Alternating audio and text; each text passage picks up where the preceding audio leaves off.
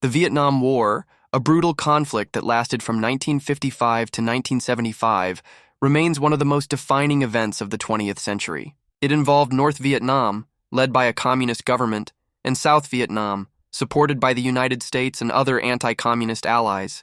The war was a result of a long history of colonialism, ideological tensions, and the Cold War struggle between the capitalist and communist blocs. The roots of the Vietnam War can be traced back to the end of World War II and the subsequent independence movements in Southeast Asia. Vietnam had been under French colonial rule since the mid-19th century, and in 1941, the Japanese occupied the country during World War II.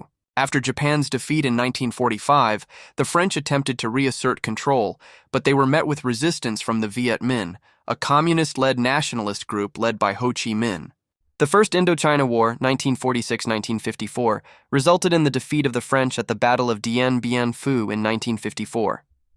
This victory led to the signing of the Geneva Accords, which divided Vietnam along the 17th parallel into two zones: North Vietnam, led by the communist Viet Minh government, and South Vietnam, under the leadership of President Ngo Dinh Diem, a staunch anti-communist. The division of Vietnam was supposed to be temporary, with nationwide elections scheduled for 1956 to unify the country. However, these elections were never held due to fears by the South Vietnamese government and the United States that communists would win. During the Cold War, the United States sought to contain the spread of communism around the world, particularly in Southeast Asia, where communism seemed to be gaining ground. The U.S. government, led by President Dwight D. Eisenhower, adopted the domino theory, which suggested that if one country in a region fell to communism, neighboring countries would follow suit. This theory was a driving force behind U.S. support for anti-communist governments, including the government of South Vietnam. In the late 1950s, the U.S. began providing military and economic assistance to South Vietnam. The U.S. also provided support to the South Vietnamese Army, ARVN, to combat the Viet Cong, a communist insurgent group in the South that was receiving aid from North Vietnam.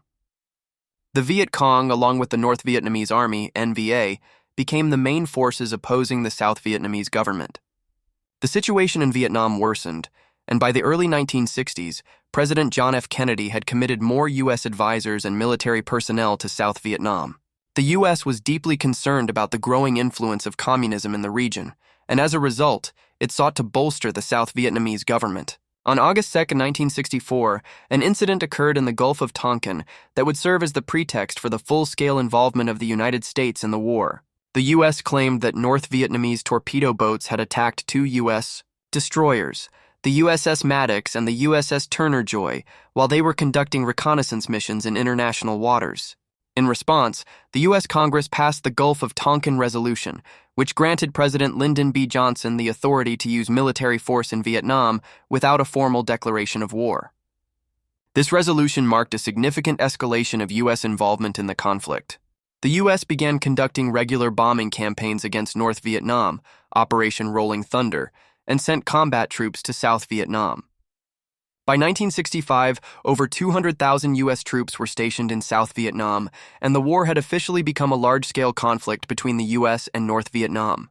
By 1966, the war had reached a new level of intensity. The U.S. military adopted a strategy of attrition, hoping to wear down the North Vietnamese and Viet Cong through superior firepower and technology. However, this strategy proved ineffective in countering the guerrilla tactics used by the Viet Cong and the difficult terrain of Vietnam. The U.S. military was also faced with the challenge of fighting an enemy that was highly motivated by nationalism and ideological commitment. The North Vietnamese, led by Ho Chi Minh and his successor, Le Duan, were determined to unite the country under communist rule. They received support from the Soviet Union and China, both of which were eager to expand communist influence in Southeast Asia. The war became increasingly unpopular in the United States. The public grew disillusioned with the high casualty rates, the perceived lack of progress, and the unrelenting guerrilla warfare tactics used by the enemy. Protests against the war grew, particularly on college campuses, and opposition to the war became a major political issue. One of the most significant turning points in the Vietnam War was the Tet Offensive, launched by the North Vietnamese and the Viet Cong in January 1968. The Tet Offensive was a series of coordinated attacks on over 100 cities and towns across South Vietnam, including the capital, Saigon. The offensive caught the U.S. and South Vietnamese forces by surprise. While the attacks were eventually repelled, the scale and audacity of the offensive shocked the American public and the government.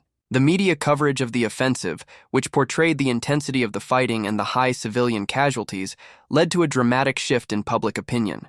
The Tet Offensive revealed that the war was far from over, and it shattered the belief that victory was imminent. In the aftermath of the Tet Offensive, President Lyndon B. Johnson faced mounting pressure to reconsider U.S. policy in Vietnam. Johnson's popularity suffered, and he announced that he would not seek re-election in 1968. In 1969, Richard Nixon became President of the United States. He inherited a deeply divided nation and a war that seemed unwinnable. Nixon's strategy for ending the war was known as Vietnamization, which aimed to gradually transfer responsibility for the war to the South Vietnamese government and military while reducing U.S. troop levels. Nixon sought to reduce U.S. involvement while maintaining the appearance of support for South Vietnam.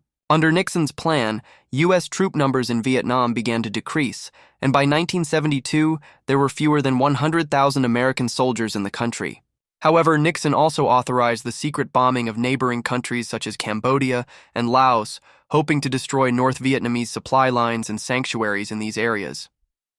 Despite the reduction in U.S. troops, the war continued to rage in Vietnam.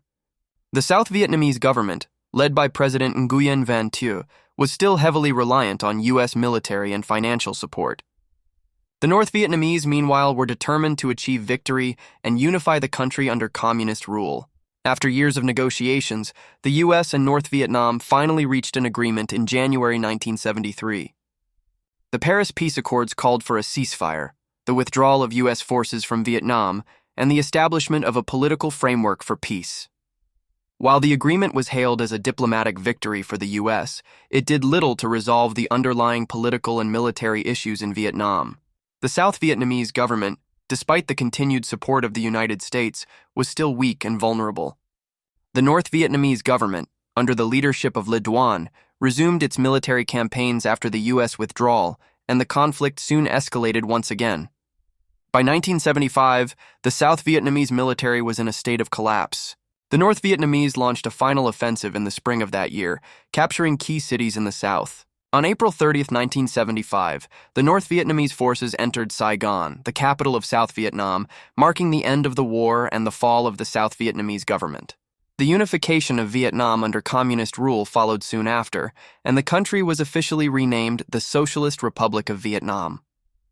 The war had claimed the lives of an estimated 2 million Vietnamese civilians, 1 million North Vietnamese and Viet Cong soldiers, and over 58,000 U.S. soldiers. The war also left deep scars on both the United States and Vietnam, with lingering effects on veterans, civilians, and the political landscape of both countries. In Vietnam, the war resulted in widespread destruction, displacement, and economic hardship. The communist government faced the difficult task of rebuilding a war-torn country. For the United States, the war was a national trauma. The war caused deep divisions within American society and led to a crisis of confidence in the government. In the years following the war, the United States sought to normalize relations with Vietnam, eventually lifting the trade embargo in 1994 and formally establishing diplomatic ties in 1995. The war remains a deeply emotional and controversial subject in American history, and its lessons continue to shape U.S. foreign policy and military strategy. The Vietnam War was a tragic and complex conflict, the effects of which are still felt today. It is a reminder of the dangers of foreign intervention, the cost of war, and the importance of understanding the political, social, and cultural context in which conflicts occur.